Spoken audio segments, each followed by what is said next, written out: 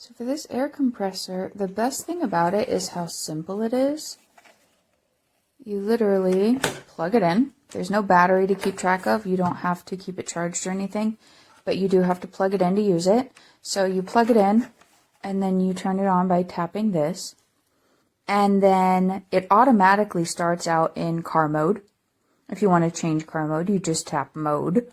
If you want to change the measurement from PSI to the other ones, you press and hold mode.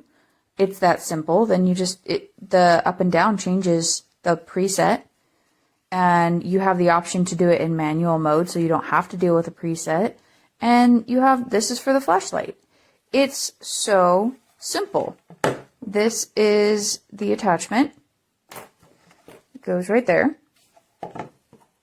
And here's the car attachment.